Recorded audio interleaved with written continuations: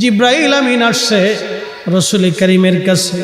ইন্তেকাল গ্রহণ করার 4 দিন আগে সালাম দিলেন, দরজায় করাঘাত হলো। কে? আমি জিব্রাইল। আল্লাহর নবী বললেন, আয়েশা রে, ভিতরে অন্তরম হলে চলে যাও, জিব্রাইল আমিন আসছে। মদিনাতে যদি কোনোদিন যান, বাবে জিব্রাইল সেই দরজাটা এখনো আছে, যেই দরজা দিয়ে নবীর কাছে জিব্রাইল আমিন আসছে 22,000 বার। দাহিয়াতুল কালবির সুরত নিয়ে নবীজির কাছে আসতেন। হযরত জিব্রাইল আমিন এসে সালাম দিয়ে বসে গেলেন। মানবের বেশে জিব্রাইল বসে গেলেন। ইয়া রাসূলুল্লাহ, আল্লাহ পাঠিয়ে দিয়েছেন, আল্লাহ সবই জানেন, ভিতরে বাহিরে প্রকাশ্য অপ্রকাশ্য আগে পরে, আপনার অন্তর ভিতর বাহির সব আল্লাহ জানেন। তারপরও আল্লাহ আমাকে পাঠিয়েছেন আপনার কুশল জানার জন্যে। হুজুর গো, আপনি কেমন আছেন দয়া করে বলবেন ডি। আল্লাহ নবী ডাক দিলেন, জিব্রাইল হে, আমি অসুস্থ আছি, আমার কাছে ভালো লাগে না। আল্লাহর জিব্রাইল চলে গেলেন। পরের দিন আবার এসে সালাম দিলেন, জিজ্ঞেস করলেন, ইয়া রাসূলুল্লাহ আপনি কেমন আছেন? জিব্রাইলকে নবীজি বলেন, জিব্রাইল রে, আমি তেমন ভালো নাই, শরীর অসুস্থ, আমার ভালো লাগে না, অসুস্থতা আরও বেড়ে গেছে। তৃতীয় দিন জিব্রাইল আমিন আবার আসছে, হুজুর আপনি কেমন আছেন? আল্লাহ জানতে চেয়েছে আপনি কেমন আছেন। জিব্রাইলকে নবী বললেন, আল্লাহকে বলো আমার শরীর ভালো না, আরও অবনতি হয়েছে। চতুর্থ দিন জিব্রাইল একা আসলেন না, মালাকুল মউত আজরাইল আলাইহিস সালামকে নিয়ে আসলেন। আসার পরে দুইজনে সালাম দিয়ে ভিতরে ঢুকলেন। আল্লাহর নবী বললেন, ভাই জিব্রাইল। উনি কে? বলে আজরাইল। আজরাইল সালাম দিলেন, ইয়া রাসূলুল্লাহ, আল্লাহ আপনার খেদমতে আমাকে পাঠিয়েছেন। হুজুর, আল্লাহ আমার উপরে ফরমান চালু করেছেন, আমার উপরে রুলস আল্লাহ জারি করে দিয়েছেন আপনাকে সম্মানের সাথে নিয়ে যাওয়ার জন্যে। ইয়া রাসূলুল্লাহ, ইয়া হাবিবাল্লাহ, তবে আল্লাহ পাক এটাও বলে দিয়েছেন আপনি অনুমতি দিলে আপনার জান আমি কবজ করব, অনুমতি না দিলে আমি আজরাইল ফিরে চলে যাব। আপনার যতদিন মন চায় ততদিন আপনি দুনিয়ার মধ্যে আপনি উম্মতের মাঝে আপনি থাকবেন। একবার আওয়াজ তুলে বলা যাবে কি আল্লাহু আকবার?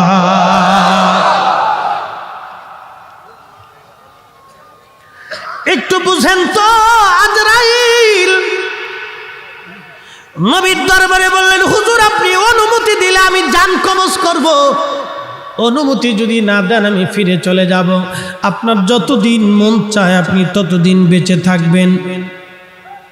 মুসা আলাইহিস সালামের কাছে আজরাইল আসছে, ও মুসা আপনাকে নেওয়ার জন্য আসছি, চলেন। মুসা আলাইহিস সালাম একটা ঘুষি মেরে দিয়েছে আজরাইল আলাইহিস সালামের চোখ বরাবর। আজরাইল, আমার মুসারে যায় কও একটা গরুর উপরে হাত দিতে, গরুর উপরে হাত দিতে বলো। হাত দেওয়ার পরে যতগুলি পশম হাতের নিচে পড়বে তত বছর আমি আল্লাহ তাআলা হায়াত দিব।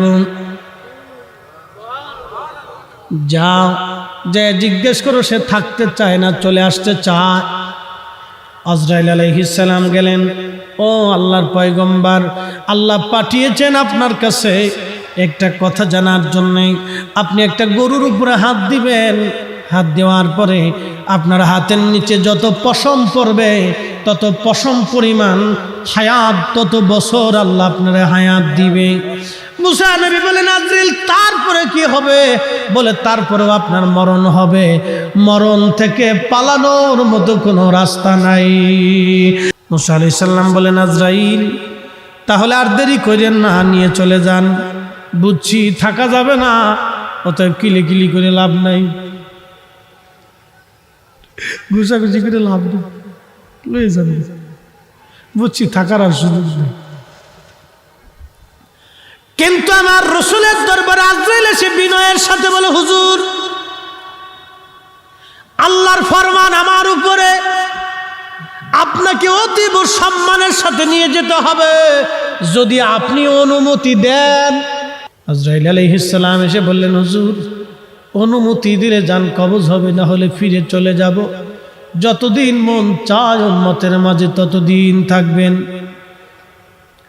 আল্লাহর নবী জিব্রাইলের দিকে তাকাইলেন। জিব্রাইল বলেন, হ্যাঁ ইয়া রাসূলুল্লাহ, আল্লাহর ফরমান এইরকম। আপনি অনুমতি দিলে সম্মানের সাথে মহা ইজ্জত করে আপনাকে আল্লাহর দরবারে নিয়ে যাওয়া হবে। নবী গো, আপনি অনুমতি না দিলে আমরা ফিরে চলে যাব। যতদিন মন চায় ততদিন আপনি উম্মতের মাঝে বেঁচে থাকবেন। তবে জিব্রাইল ডেকে বলেন, হুজুর, তবে আল্লাহ আপনার দিদারে আগ্রহী হয়ে আছে।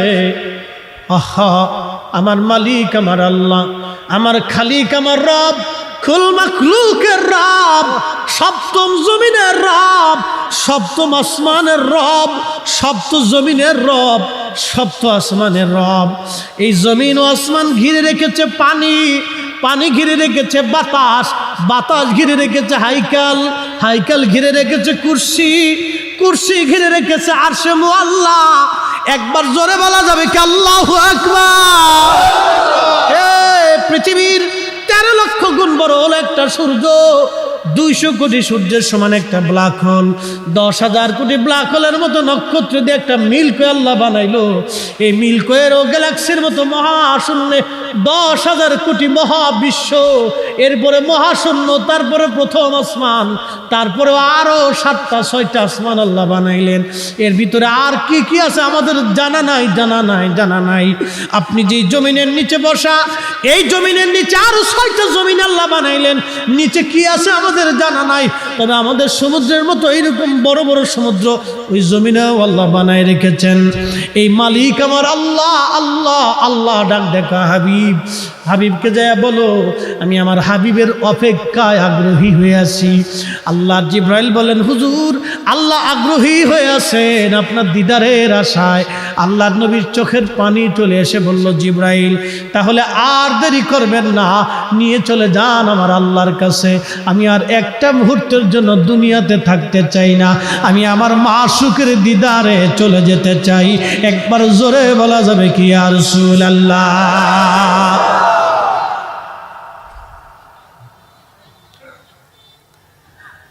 আজরাইল আলাইহিস সালাম আল্লাহর হাবিবের বক্ষ বরাবর হাত রাখলেন। কষ্ট হচ্ছিল নবীজির, ডেকে বলেন, আজরাইল, একটু আসানে কি হয় না?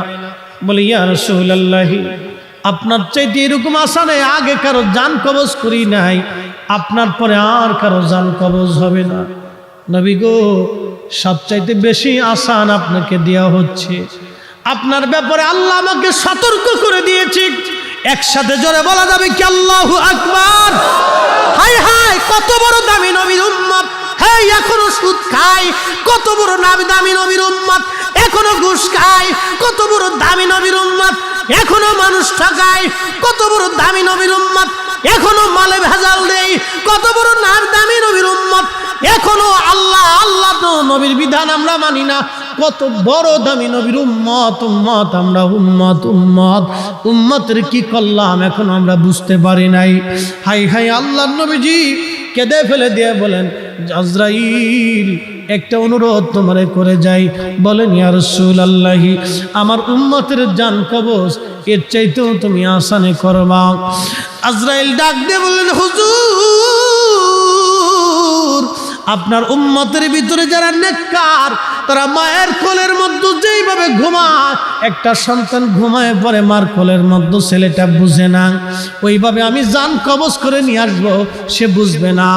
ইয়া আইয়াতুহান নাফসুল মুতমাইন্না তুরজিই ইলা রাব্বিকি রাদিয়াতাম মারদিয়া ফাদখুলি ফি ইবাদি। একসাথে জোরে বলেন আল্লাহু আকবার। ফাদখুলি ফি ইবাদি ওয়াদখুলি জান্নাতি। একবার জোরে বলেন মারহাবা। আল্লাহ কিন্তু ডাক দিয়েছে, ইয়া আইয়াতুহান নাফসুল মুতমাইন্না, হে প্রশান্ত আত্মা, হে বিকলবিন সালিম, তুমি হৃদয়টাকে পরিশুদ্ধ করেছো। হে পরিশুদ্ধ আত্মা, তুমি গুনাহ করো নাই, করলো মাপ চাইছো, ক্ষমা চাইছো।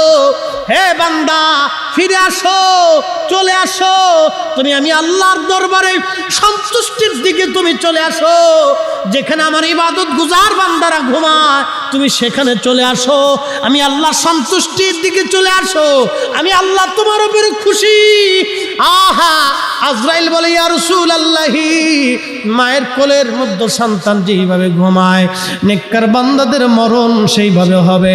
আল্লাহর ওলি যারা ইন্তেকাল করার পরে 40 দিন পর্যন্ত আল্লাহর আকাশের ফেরেশতারা আর পৃথিবীবাসী ওই গাছ তরুলতা পাতা মাছ কাটতে থাকে আর নদীর মাছ তার জন্য দোয়া করতে থাকে। একবার জোরে বলা যাবে কি সুবহানাল্লাহ। আদম নবী যেই দিন মারা গিয়েছিল 40 দিন পর্যন্ত আকাশে সূর্যগ্রহণ লেগেছিল। আদম আলাইহিস সালামের ইন্তেকালের পরে আকাশ বাতাস তরুলতা পাতা গাছ তরুলতা ফেরেশতারা কেঁদেছিল। আদম আলাইহিস সালামের ইন্তেকালের করার পরে, আল্লাহ নবীর ইন্তেকালের পরে সব সৃষ্টিগুলি কেঁদেছিল। আপনারা জানেন না, নবী যেই দিন মায়ের গর্ভে তশরিফ এনেছিল সেদিন মাছ, সমুদ্রের গভীরের মাছগুলি সমুদ্রের কাছের মাছের কাছে আসছে, বড় মাছগুলি ছোট মাছের কাছে এসে শুনছো আখিরি নবী রাহমাতুল লিল আলামিন মায়ের গর্ভে তশরিফ এনেছে। একবার জোরে বলা যাবে কি আল্লাহু আকবার। প্রিয় মুহতারাম উপস্থিতি, রবির বাজারের মুসলমান, মাইকের আওয়াজ যত দূরে যায় শুনে যান বাবা কথাগুলি। আল্লাহ বলেন ফাযকুরুনি, আমাকে তুমি স্মরণ করো। কিভাবে করবে? ফাইজা কাদাইতুমুস সালাতা ফাযকুরুল্লাহা কিয়ামান ওয়া কুউদান ওয়া আলা জুনুবিকুম। আল্লাহ বলেন তুমি সালাত শেষ করছো, তার মানে অর্থ না তুমি যে নামাজ পড়েছো এখানেই শেষ, না বান্দা না। তুমি সালাত শেষ করার পরে তুমি আমি আল্লাহর জিকির করবে। দাঁড়ায় রইছো, দাঁড়ায় দাঁড়ায় করতেছো। তুমি হাঁটতেছো, হাঁটতে হাঁটতে জিকির করো। তুমি দোকানে বসে বসে ব্যবসা করো, দোকানের ব্যবসায় বসে বসে তুমি জিকির করো, আল্লাহকে স্মরণ করো। তুমি মাঠে কাজ করো, আমি আল্লাহকে স্মরণ করো। তুমি যেখানেই থাকো না কেন আমি আল্লাহকে স্মরণ করো। দাঁড়ায় রইছো, দাঁড়ায় দাঁড়ায় করো। বসে রইছো, বসে বসে করো। শুয়ে রইছো, শুয়ে শুয়ে করো। আল্লাহ 3 হালতেই আপনাকে আল্লাহর ইয়াদ করার কথা বলেছেন।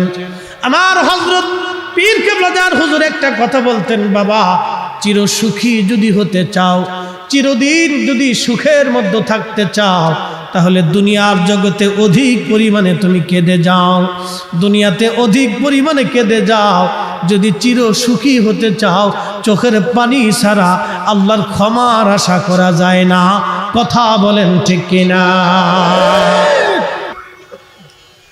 আল্লাহ রাব্বুল আলামিন বলেন ফাযকুরুনি আযকুরুকুম, তুমি আমাকে স্মরণ করলে আমি আল্লাহ তোমাকে স্মরণ করব।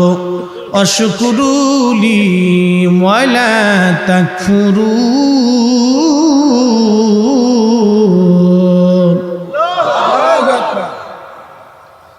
আল্লাহ রেখে বলেন বান্দারে তুমি আমার শুকর করবে না, শুকরিয়া করবে না, কৃতজ্ঞ হবে না। যদি শুকর করো, কৃতজ্ঞ হও, যদি তুমি কৃতজ্ঞ হও, আল্লাহ কোরআনে বলে লাইন শাকারতুম লাযীদান্নাকুম ওয়া লাইন কাফারতুম ইন্না আযাবী লাশাদীদ।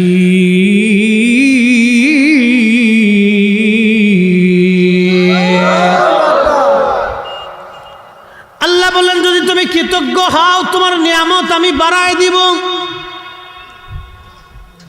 আপনাদের বাড়িতে কুকুর আছে, কুকুর, এই কুকুরকে আপনি খাবার দেন 2 বেলা, মাসের কোনো বেতন টেতন আছে কি? কুত্তার মাসের কোনো বেতন নাই, আপনি খাবার দিলেন 2 বেলা। আপনার বাড়িতে একটা বিড়াল আছে, বিড়াল, মাসের কোনো বেতন নাই, খাবার দিলেন 2 বেলা। এই বিড়ালটা শুধু আপনার ঘরের মধ্যেই থাকে না, এই বিড়ালটা আপনার ইঁদুর মারে, আপনার তেলাপোকা মেরে দেয়, আপনার বাড়ি পাহারা দেয়। ইঁদুর যাতে এসে আপনার ক্ষতি করতে না পারে, এই বিড়ালটা আপনাকে পাহারা দেয় ইঁদুর থেকে। একটা কুকুর আপনি 2 বেলা খাবার দিলেন, মাসের কোনো বেতন নাই, বিছানাও জাজিম না, বালিশ টালিশ কাঁথা কম্বল কিছুই দেন নাই।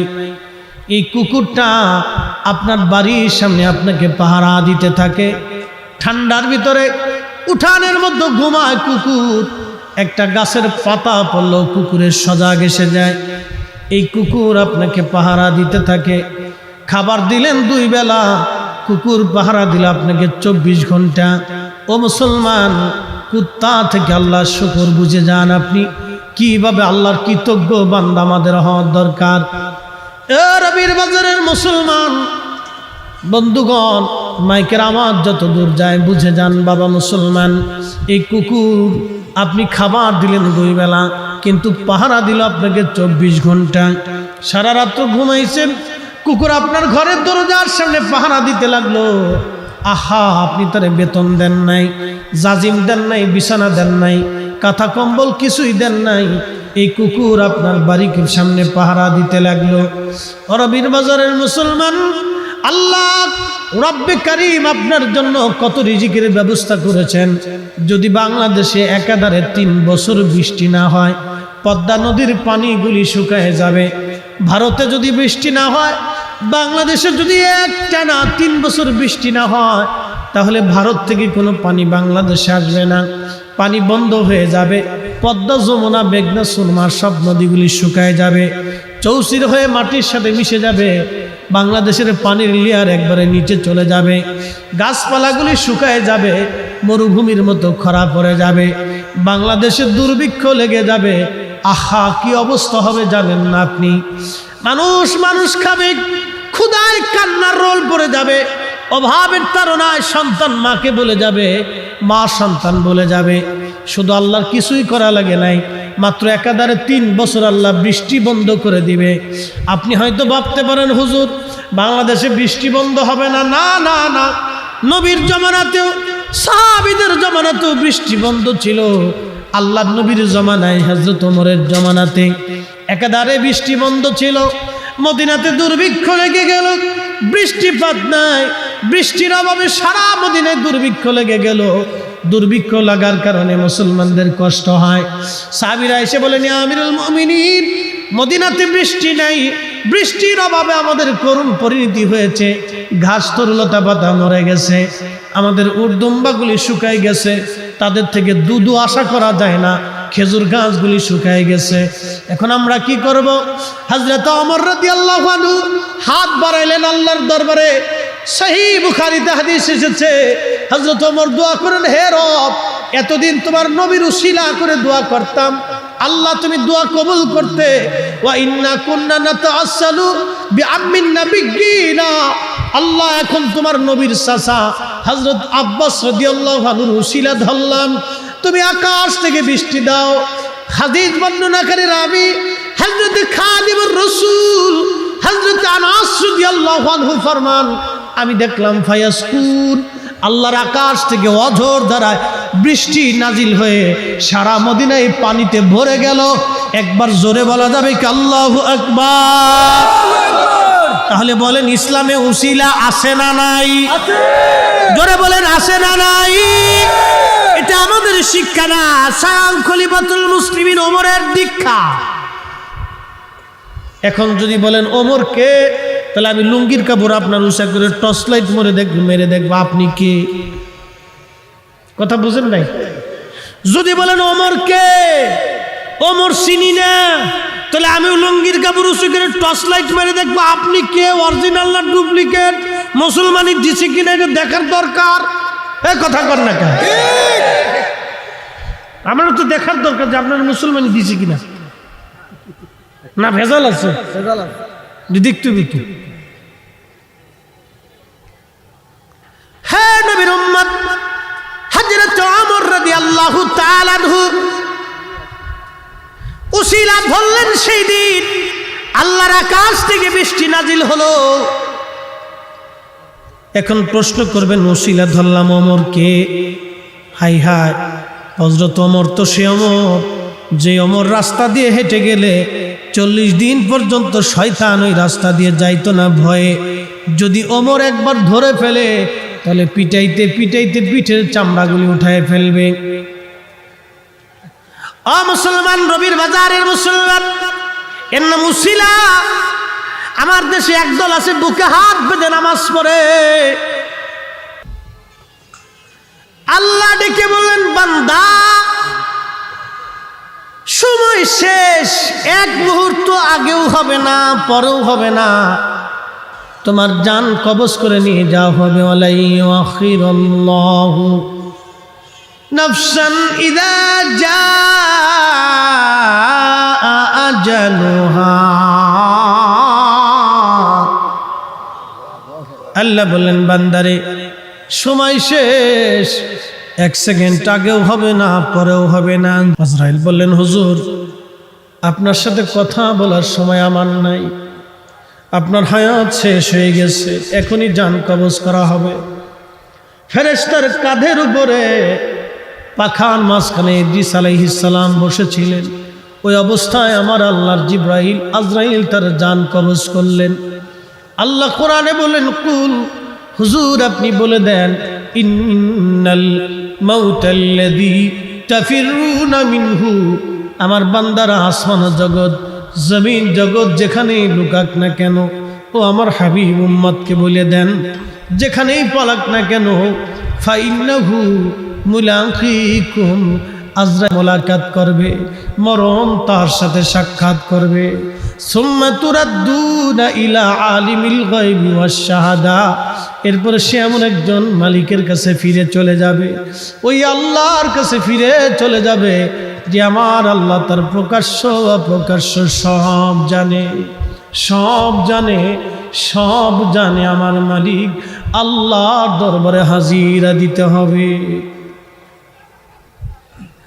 ও মানুষ, কি নিয়ে যাব আমি আর আপনি? কোরআন বলতেছে, আল্লাযী খালাকাল মাউতা ওয়াল হায়াতা লিয়াবলুয়াকুম আইয়ুকুম আহসানু আমালা।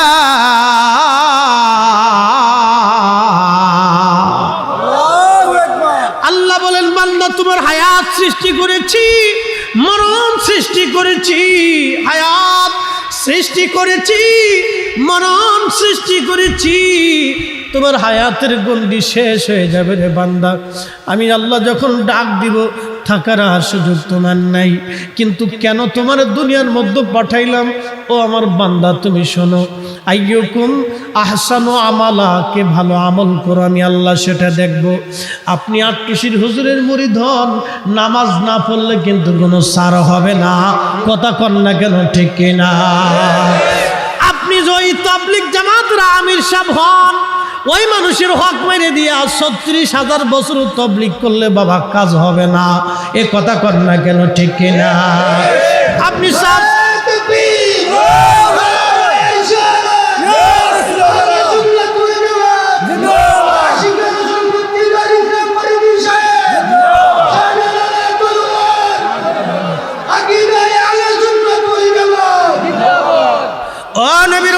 শুনিয়া রাখেন, আপনি সাহেব কেবলা আল্লামা ফজলুল সাহেবের মুরিদ হন, আপনি রোজা না রাখলে কিন্তু কাজ হবে না।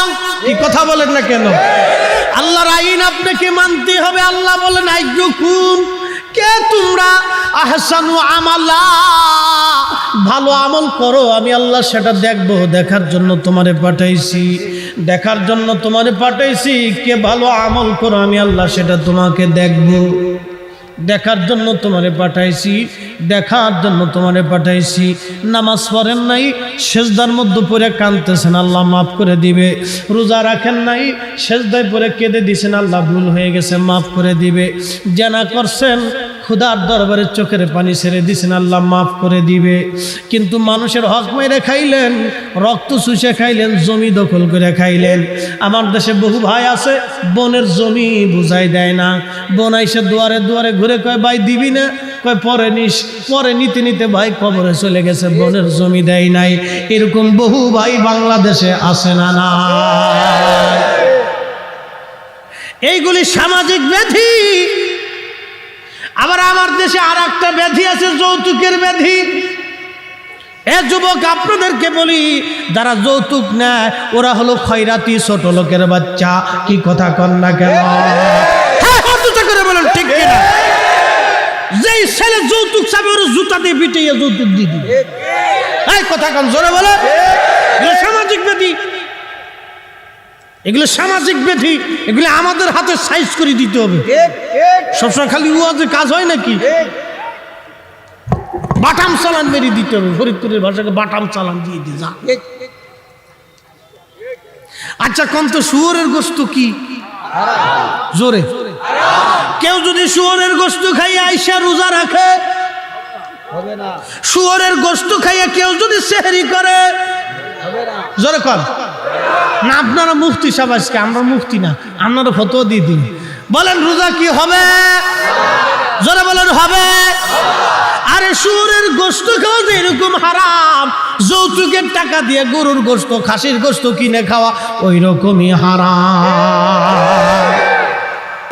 ও মুসলমান, আসেন আপনাকে কি করে বুঝাবো? পৃথিবীর বহু রাজা বাদশারা কবরে চলে গেল। রোম সাম্রাজ্য বলেন, পার্সিয়ান সাম্রাজ্য বলেন, এরপরে উমাইয়া সাম্রাজ্য বলেন, আব্বাসীয় সাম্রাজ্য বলেন, চাইনিজ সাম্রাজ্য বলেন, হালাকুর মঙ্গোলিয়ান সাম্রাজ্য বলেন, এরপরে আপনার কি বলেন সেলজুক সাম্রাজ্য বলেন, ফাতিমীয় সাম্রাজ্য বলেন, উসমানীয় সাম্রাজ্য বলেন, মোগল সাম্রাজ্য বলেন, খাওয়ারিজম সাম্রাজ্য বলেন, সালতানাত বলেন, পৃথিবীর বড় বড় সাম্রাজ্যের অধিপতি যারা ছিলেন, লক্ষ লক্ষ সৈন্যরা তাদেরকে পাহারা দিত। আজকে তাদের বড় বড় প্রাসাদ বিল্ডিংগুলি পড়ে আছে, চামচিকে আর ইঁদুর পোকামাকড় বসবাস করে। কিন্তু আজকে সৈন্য নাই, রাজা বাচ্চারাও নাই, তাদের কবর আছে, কিন্তু কবরের পাশে কেউ আজ দাঁড়ায় না। তাদের নাম শুনলে আর কেউ থর থর করে ভয়ে আজ কাঁপে না। তারা আজকে আল্লাহর দরবারে চলে গেছে, আল্লাহর বিচারের আওতাধীনের মধ্যে চলে গেছে, আর সুযোগ পাওয়ার কায়দা নাই। আল্লাহ বলেন ইন্না বাতশা রব্বিকা লাশাদীদ, আমি আল্লাহর ধরা বড় শক্ত ধরা, আমি মালিক যেই দিন ধরবো সেদিন আর তোমাকে ছাড়া হবে না। এ রবির বাজার কুলাউড়ার মুসলমানের, আরে মাইকের আওয়াজ যত দূর পর্যন্ত যায়, আল্লাহর ওলিরা এমন একটা সাম্রাজ্য নিয়ে ঘুমিয়ে গেছেন। আজকে মুজাদ্দিদ আল ফেসানি নাই, কিন্তু তার সিলসিলা এখনো আছে। আজকে খাজা মাইনুদ্দিন চিশতি আজমেরি সেঞ্জুরি নাই, কিন্তু তার তরিকা এখনো আছে। হুজুর গাউসে পাক মহিউদ্দিন আব্দুল কাদের জিলানী আজকে নাই, কিন্তু তরিকা আজও আছে। হুজুর খাজা বাহাউদ্দিন নকশবন্দ বুখারী আজকে নাই, কিন্তু তরিকা এখনো আছে। ইমাম আজম আবু হানিফা আজকে দুনিয়াতে নাই, কিন্তু তার মাযহাব এখনো আছে। ইমাম শাফিঈ দুনিয়াতে নাই, কিন্তু তার মাযহাব এখনো আছে। ইমাম মালিক দুনিয়াতে নাই, কিন্তু মাযহাব এখনো আছে। ইমাম আহমদ ইবনে হাম্বল আজ দুনিয়াতে নাই, কিন্তু তার সিলসিলা এখনো আছে। আল্লাহর ওলিরা এমন এক রাজত্ব নিয়ে কবরের মধ্যে চলে যায়। আল্লাহ পাক কোরআনে বলতেছেন ইন্নাল্লাযীনা আমানু ওয়া আমিলুস সালিহাতি উলাইকা হুম খায়রুল বারিয়া। ইমানে আমলে যারা পাকা হয়ে কবরে চলে যায়, আল্লাহ পাক বলতেছেন তারা জগতের মধ্যে সেরা।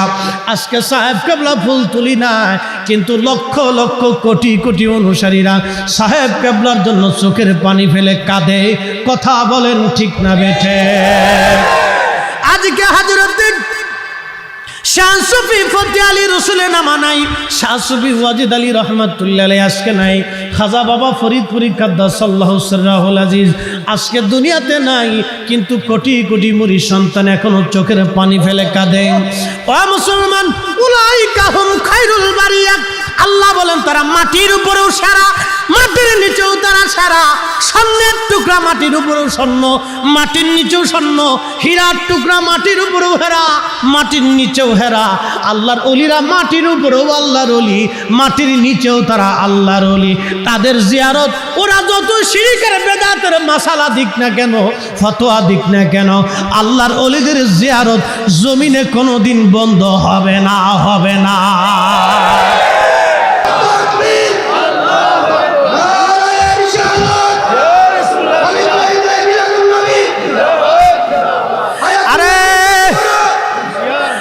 শুনিয়া যান, নবী আসার কারণে সৃষ্টি সৃষ্টির এমন কোনো প্রাণী নাই খুশি না হয়েছিল, কিন্তু বেজার হয়েছিল শয়তান।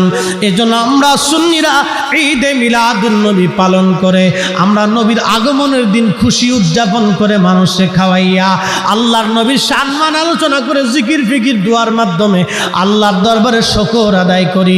যারা বেদাত বলে ওরা বুঝে না, তোরা বেদাত বলতেই থাকবা, তোমাদের বেদাতের ফতোয়া কাজ হবে না।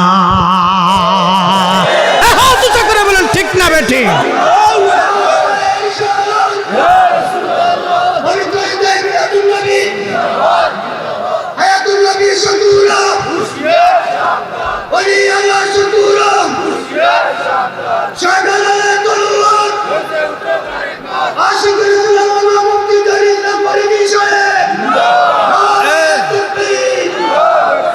আল্লাহু আকবার।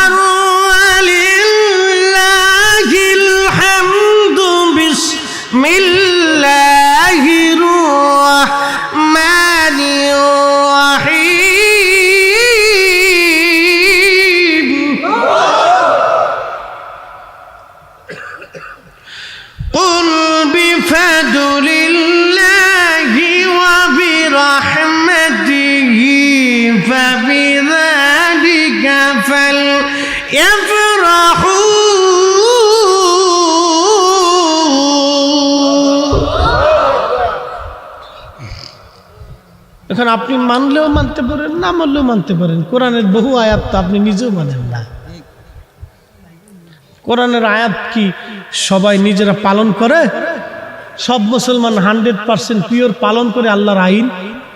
না, বহু আছে, লাখে একজন যে 100% পিওর, লাখে একজন তো আছে কিনা, কোটিতে একজন, লাখ কোটিতে একজন পাওয়া যাবে কিনা সন্দেহ আছে, যে আল্লাহ তার রসুলের পরিপূর্ণ আইনটাকে ফলো করে নিজের জীবন চালায়।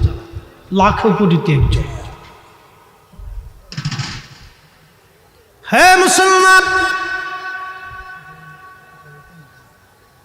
আল্লাহ নবী ডেকে বলেন, আজরাইল, আমার উম্মতের কষ্ট যাতে না হয়। আজরাইল ডাক দে বলেন, ইয়া নবী আল্লাহ, তবে বদকার যারা, নাফরমান যারা, ওয়াশকুরুলি ওয়ালা তাকফুরুন, যারা নাফরমান, আহা যারা নাফরমান তাদের ইন্তেকালটা হবে বড় ভয়াবহ। একটা উটকে জীবন্ত অবস্থায় চামড়া সিলাইলে, ওই উট পুরাটা চামড়া সিলাইয়া আলাদা করে ফেললে জীবন্ত অবস্থায় একটা উটের যেরকম কষ্ট হয়, ওই উটটার 100 বার চামড়া হবে, 100 বার চামড়া সিলানো হবে। 100 বার জীবন্ত উটকে চামড়া সিলাইলে যে পরিমাণে কষ্ট হয়, একজন বদকার, নাফরমান, অকৃতজ্ঞ বান্দার ওই রকম মরণের সময় কষ্ট হতে থাকে।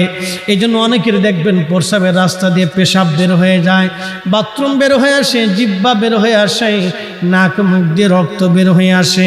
সে চিৎকার করতে থাকতে এবং গড়াগড়ি করতে থাকে, মৃত্যু বড় ভয়াবহ হতে থাকে। কিন্তু ইমানদার কালেমা পড়তে পড়তে মারা যায়, জিকির করতে করতে মারা যায়। কি কথা বলেন, ঠিক কিনা? ও বন্ধু, অবশ্যই মৃত্যুর কোলে ফিরে চলে যেতে হবে আল্লাহর দরবারে, এখান থেকে কোনো নিস্তার হবে না। আমার পীর মুর্শিদ বলতেন, বাবা যদি চির সুখী হতে চাও দুনিয়ার থেকে অধিক পরিমাণে কেঁদে যাও, যদি চির সুখী হতে চাও দুনিয়াতে অধিক পরিমাণে কেঁদে যাও, দুনিয়াতে অধিক পরিমাণে কেঁদে যাও, কেঁদে যাও, কেঁদে যাও, কেঁদে যাও। অর্থাৎ অধিক পরিমাণে রোদন আর ক্রন্দন আল্লাহর দরবারে এটা বড় পছন্দ। আল্লাহ শুকরগুজারি বান্দাকে পছন্দ করে, আল্লাহ কৃতজ্ঞ বান্দাকে পছন্দ করে। বলছিলাম একটা কুকুর 24 ঘন্টা আপনার বাড়ি পাহারা দেয়, মাত্র 2 বেলা খাবারের বিনিময়ে আল্লাহ আসমান থেকে পানি দিল, জমিনে শস্য দিল, হরেক রকমের ফল ফ্রুট আল্লাহ দিল, আল্লাহ কত মাছ, ধরনের মাছ আল্লাহ দিল, কত কোয়ালিটির খাবার আল্লাহ আপনাকে খাওয়াইলো। তারপরও আপনি আল্লাহর দেওয়া 2 ঘন্টা ডিউটি পালন করেন নাই। বলবেন মুফতি জহিরুল ইসলাম ফরিদি হুজুর 2 ঘন্টা ডিউটি কি? 1 ঘন্টার ডিউটি আমি আপনাদেরকে বলে দিয়ে যাই। একটা ডিউটি হলো জোহরের নামাজ, মাত্র 20 মিনিট, আসরের নামাজ 10 মিনিট, মাগরিবের নামাজ 20 মিনিট, এশার নামাজ 20 মিনিট, ফজরের নামাজ 20 মিনিট, সর্বমোট আমি 1.5 থেকে 2 ঘন্টা ধরলাম। এই সময়টা আপনি আল্লাহকে দিলেন না। আপনি এই সময়টা যদি আল্লাহকে দিতেন, আহা, একটা কুকুর আপনাকে 24 ঘন্টা সময় দিল, না হলেও সন্ধ্যা থেকে সকাল পর্যন্ত আপনারা পাহারা দেয়, মাত্র খাবার দিলেন 2 বেলা, 2 বেলা খাবারের বিনিময়ে একটা কুকুর আপনাকে পাহারা দিল, 8 ঘন্টা ডিউটি পালন করলো। আর আল্লাহ আপনার মাথার থেকে পা পর্যন্ত এত কিছু দেওয়ার পরও আপনি আল্লাহর দেওয়া 2 ঘন্টা ডিউটি পালন করলেন না। তার মানে বোঝা গেল কুকুরের চাইতেও আমরা বড় অকৃতজ্ঞ নাফরমান। কথা কর না কেন? যুবক, আজকে থেকে নিয়ত করে যাবা, আল্লাহর আমি নামাজ ছাড়বো না, অকৃতজ্ঞ হব না। সামনে মাহে রমজান আসতেছে, এই রমজানের একটা রোজাও আমি ছাড়বো না। ও বাবা, যারা কাজের দোহাই দিয়া রোজা ছেড়ে দেন, এই কাজ আপনাকে জান্নাতে নেবে না। যে সন্তানের মোহে পড়ে আপনি আজকে রোজা ছেড়ে দিবেন, কিয়ামতের ময়দানে এই সন্তান আপনার সামনে দাঁড়াবে না। যে বিবির জন্য আপনি রোজা ছেড়ে দিচ্ছেন, এই বিবি আপনার সামনে মেহেশরের মাঠে দাঁড়াবে না। যিনি দাঁড়াবেন তিনি রাহমাতুল লিল আলামিন। যিনি আপনার কবরে আসবে তিনি নবী। আপনি কবরের দিকে তাকান, কত কবর পুরাতন হয়ে গেছে, কবরের পাশে কোনো মানুষ আসে না।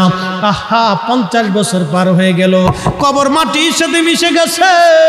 সন্তানরা কবরের পাশে আসে না, ভুলে গেছে তারা। সন্তানের মোহে দুনিয়ার প্রেমে পড়ে এই কবরওয়ালাদেরকে তারা ভুলে গেল। কিন্তু আপনি জানেন না, ওই কবরে যিনি সবসময় দেখতে আসবে তিনি রাহমাতুল লিল আলামিন, নবী নবী নবী।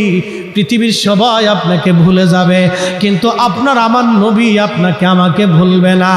যদি নবী আপনি আমাকে না ভুলে, গোলামি করলে এই নবীর গোলামি করে যেতে হবে, দল করলে নবীর দল করতে হবে, জীবন দিলে নবীর জন্য জীবন দিতে হবে। এই কথা বলেন ঠিক না বেঠিক? হাত উঁচা করে বলেন ঠিক না বেঠিক? জীবন দিলে নবীর জন্য জীবন দিতে হবে মুসলমান। পক্ষ নিলে নবীর পক্ষ নিতে হবে, শান গাইলে নবীর শান পক্ষে নিতে হবে, নবীর ইজ্জতের পক্ষে থাকতে হবে, নবীর দলে থাকতে হবে। এই জন্য সাহাবীরা দুনিয়াকে লাথি মারতেন, নবীকে খুশি করতেন। আমরা দুনিয়াকে খুশি করি, নবীকে বেজার করি। সাহাবীদের মানহাজ দুনিয়াকে বেজার করতেন, আল্লাহর নবীকে খুশি করতেন। আমার পীর মুর্শিদের জীবনীতে আসছে, অনেকেই বলবেন হুজুর মনে কোটি কোটি টাকার মালিক না, আপনাদের দেওয়া টাকা পয়সা হুজুর খাইতেন না, আপনাদের দেওয়া চাল ডাল হুজুর খাইতেন না। হুজুরের একটা জমিন ছিল, এই জমিনের ধান চাষ করে হুজুর ভাত খাইতেন। একটা গাভী ছিল, গাভীর দুধ দহন করে হুজুর দুধ খাইতেন। আপনাদের দেওয়া গাভীর দুধ হুজুর খাইতেন না, আপনাদের দেওয়া চাল হুজুর খাইতেন না। কারণ অনেক মুরিদের সুদের টাকা থাকতে পারে, ঘুষের টাকা থাকতে পারে, অবৈধ উপার্জন থাকতে পারে, মানুষের রক্ত চুষা টাকা থাকতে পারে, এই জন্য মানতের টাকা থাকতে পারে। আমার পীর ওইগুলি খান নাই, সারা জীবন নিজের অপর্জিত জমিন থেকে, শস্য থেকে খাবার খেয়েছে। আপনাদের একটা টাকা হুজুর কোনোদিন ধরে নাই। আমার পীরের কোনো ব্যাংকের অ্যাকাউন্ট আসেনি ভাই। সোরাব ভাই কোথায় গেছে? আমার হুজুরের ব্যাংকের অ্যাকাউন্ট আসেনি। যদি দেখাই দিতে পারেন তো আমি আটটুসির হুজুরের মুরিদত্ব সাইডে দিয়ে একবারে ফ্রেশ হয়ে যাবো। যান, যদি কেউ দেখাইতে পারেন যে হুজুরের একটা ব্যাংকের অ্যাকাউন্ট আছে, দেখান, পাবেন না। উনি এরকম তাকওয়াশীল ব্যক্তি ছিলেন, দুনিয়াকে বিরাগিল লাথি মেরেছিলেন, সব ফি সাবিলিল্লাহ ওয়াকফ করা ছিল, ওনার কিচ্ছু ছিল না। বলতেন বাবা শূন্য হাতে এসেছিলাম, যেদিন এসেছিলাম একটা টুপি ছিল, একটা পাঞ্জাবি ছিল, একটা লুঙ্গি ছিল, বাবা শূন্য হাতেই চলে যাব। দুনিয়ার এত সম্পদের মামলা নিয়ে আল্লাহর সঙ্গে দাঁড়ানোর সময় আমার নাই। আল্লাহর কসম করে বলতেছি, উনি এই দুনিয়া বিরাগী জাহেদ ছিলেন। এখন আপনি গালি দেন, দিতে পারেন, হুজুরের কিচ্ছু আসে যায় না। গালি দিলে দিতে পারেন, ওটা আপনার ইচ্ছা, দিবেন, অসুবিধা নেই। দিলে আমাদেরও কোনো ক্ষতি নেই, দিবেন, অসুবিধা নেই। শোনেন, মাটির নিচেও অলি, মাটির উপরেও অলি অলি থাকে। আল্লাহ যারা কবুল করছে তারা মাটির নিচেও কবুল করে, উপরেও কবুল করে। আপনি গালি দিলেও কবুল করছে, না দিলেও কবুল করছে। আপনি গেলেও কবুল করবেন, না গেলেও কবুল করছে। কি কথা বলেন, ঠিক কি না? আমাদের ভোটে কি সাহেব কেবলা ফুলতুলি অলি হয়েছে নাকি না? হ্যাঁ, আল ইসলা তালামিজের ভোটে সাহেব কেবলা ফুলতুলি অলি হয়েছে নাকি বলেন? হ্যাঁ, কথা কর না কেন? হ্যাঁ, আমরা 800 হুজুরের মুরিদের ভোটে কি হুজুর বলেছে না? আপনারা ভোট দিয়েছিলেন এলে মুরিদ, হ্যাঁ? শাহজালাল রহমতুল্লাহ আমরা ভোটে সুলতানুল আউলিয়া হয়েছে নাকি? হ্যাঁ, ভোটের সিস্টেম নাই, আল্লাহ বানাইছে। চেষ্টা করছে, জাহিদ ছিলেন, দুনিয়া বিরাগী ছিল। ফুলতুলি সাবি এলাকা দিয়ে ওয়াজ করছে, আমরা তো টাকা পয়সা চাই লই না, দিল কম দিলে পরের তারিখে আসি না, এটা আমরা সিস্টেম আর কি, বুঝছেন না? মনে কিছু নিয়েন না। কিন্তু সাফ কাবলা যা সারা জীবন যত ওয়াজ করছে, টাকা পয়সা দেওয়ার পরে খুব গুনে গেতে নিছে না, কথা কন না কে? গুনে টুনে নিছে না যে পরের তারিখ কম দিস তোর আর আইতাম না। বৃদ্ধকালে ওই মানুষটি মানুষের দ্বারে দ্বারে ঘুরছে, বুড়া হয়ে গেছে, তারপরে করছে। শোনেন, কৃতজ্ঞতা থাকতে হবে। আমি ওনাকে মহাব্বত করি, দাওয়াত দিলেও করি, না দিলেও করি। সারা সিলেটে এই বছরে 2-3টে মাহফিল করছি। ভাইবেন না যে ফুলতুলির পাম্মারের লেগেছি, না। আজকে থেকে মৃত্যুর আগ দিন পর্যন্ত যদি একটা মাহফিলে সিলেটে না করি, তো ফরিদ সাহেবের মাহফিলের অভাব নেই। আমি সিজনে যদি শুধু ইন্ডিয়া মাহফিল করি, তো আমার হাজার হাজার মাহফিল আছে। এই বছর সিজনে আমি কতগুলি মাহফিল করছি, আমি নিজেও হিসাব, ডায়েরি হিসাব করলে বুঝতে পারবো। প্রত্যেক দিন 2টা করে, সর্বনিম্ন 3-4টেও করছি। কত ওয়াজ করবো, অতিষ্ঠ হয়ে গেছি। অনেকের ফোন ধরতে পারি না বিধে অনেকে বেজার হয়ে গেছে। 3-4টে মাহফিল করার পরে ফোন ধরা যায় না, ব্রেনে এফেক্ট করে, খুব কষ্ট হয়। এই জন্য আমি অনেক সময় রিসিভ করি। অনেকে অভিযোগ করতেছে, হুজুর আপনি রিসিভ করেন, আপনি পাই না। বন্ধ রাখলে না রাখলে আমার ব্রেনে সমস্যা করে, কষ্ট হয়। কারণ আমি তো হেতা হুজুর না যে এখানে এসে যে ওয়াজ করবো ওখানে যে হে ওয়াজ করবো, এলা না। এখানে যা করেছে অন্য জায়গায় আরেক জায়গায় তা করবো না। এটা একবারে যেটা আজকে চলে গেছে আরেক জায়গায় একবারে নিউ চলে যাবে, নতুন। এগুলো ওয়াজ, কারণ প্রত্যেক দিন মিডিয়াতে ওয়াজ যায়, নিত্য নতুন ওয়াজ করতে হবে। যেন ওয়াজ করতে হলে অনেক স্টাডি করা লাগে। তা আমি একটু না পড়লে তো আমি পারবো না, আমার সমস্যা আছে। এই জন্য অনেকে ফোন রিসিভ না করে, অনেকে বেজার হয়ে যায়। ভাই আপনি বেজার হলে আমি কি করবো বলেন তো? আমার তো ব্রেন ঠিক রাখা লাগে, কারণ এইটা ঠিক থাকলে এটা ঠিক থাকবে। আর এটা যখন দুর্বল হয়ে যাবে তখন না, ফরিদ সাহেবের ওয়াজ আগে বালা ছিল, এখন আর প্রবলেম, বুঝতে পারছেন? তো যাই হোক, যে কথা বলছিলাম, আল্লামা সাহেব কাবলা ফুলতুলি রহমাতুল্লাহ, আল্লাহ ওনার আখিরাতের মর্যাদাকে আরো বুলন্দ করুন, দোয়া করেন, বলেন আমিন। ওলিরা দলমত নির্বিশেষে সবার কাছে প্রাধান্য থাকতে হবে, মহাব্বত করতে হবে। আমি ওনার শুকর করি, কৃতজ্ঞ থাকি। কারণ আমি একটা কথা বুঝি যে এই জনপদে উনি ঘুরেছিলেন, মানুষের মাঝে দাঁড়ে দাঁড়ে ঘুরেছিলেন। সেই দিন উনি নারাই রিসালাত ইয়া রাসূলুল্লাহর জন্য মার খেয়েছিলেন। কি কথা বলেন, ঠিক কিনা?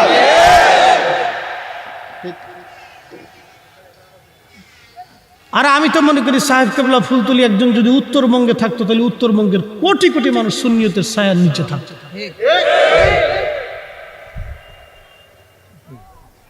কৃতজ্ঞ হতে হবে। আমি ওনার কৃতজ্ঞতা প্রকাশ করি, ব্যক্তি হিসেবে ওনাকে মহাব্বত করি হৃদয় থেকে। ৮০ হুজুরের মুরিদ বিধায় ওনাকে মহাব্বত করবো না তা না, এই মানহাস আমাদের না। আমার পীরের মানহাস ছিল, বাবা অলি যত অলি হোক, যেখানকারই হোক, তাকে মাথার তাজ মনে করব। আমার পীর কোনোদিন কোনো অলির সমালোচনা, কোনো ব্যক্তির সমালোচনা করতেন না। এটা হুজুরের মানহাজের বাহিরে ছিল। কোনোদিনও কেউ বলতে পারবে না হুজুর কোনো ব্যক্তির গীবত করেছে, আল্লাহর কসম করে বলি। উনি অট্ট হাসিও কোনোদিন দেন, মুস্কি হাসতেন। অধিক খাবার উনি গ্রহণ করতেন না, খুব কম খাবার খাইতেন, খুব অল্প খাবার গ্রহণ করতেন। অধিক ক্রন্দন আর ইবাদতে রাত কাটাইতেন। মানুষ বলতো হুজুর এখানে সেখানে আসে না কেন? হাজার হাজার মানুষ ওনার কাছে যাইতো, উনি সমাধান বাতলাইতেন। অধিক পরিমাণে উনি রাত্রি যাপন আল্লাহর ইবাদতে কাটাইতেন। অধিক রজনীতে সারা রাত উনি ইবাদত কাটিয়েছেন। ওনার জীবদ্দশা 1 মিনিটও তাহাজ্জুদের ওয়াক্ত 3টে বাজার 1 মিনিট পরে ঘন্টায় বাড়ি দেওয়া হতো না। 3টে বাজার 1 মিনিট আগে হতো না, 3টে বাজার সাথে সাথে ঘন্টায় বাড়ি দিতেন। মুরিদদেরকে লাঠি দিয়ে খুসায় খুসায় ধাক্কা ধাক্কা উঠাইয়া উনি উঠাইতেন। উঠাই উনি মাইক ধরে হুজুরকে একটা গজল গাইতেন। উঠো উঠো জাকেরানো, ঘুমে কেনে অচেতন, রহমত যাই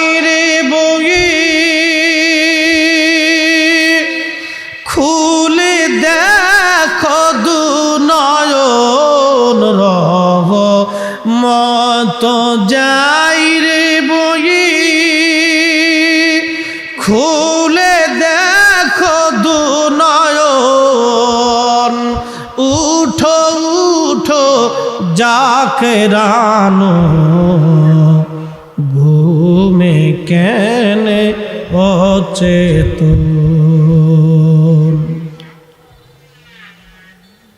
অতএব আমরা যে পীরের মুরিদ হয় না কেন দুইটা জিনিস নিতে হবে, ঈমান ও আমল। এই দুইটা ছাড়া কবরে গেলে রেহাই হবে না। লা তামুতুন্না ইল্লা ওয়া আনতুম মুসলিমুন।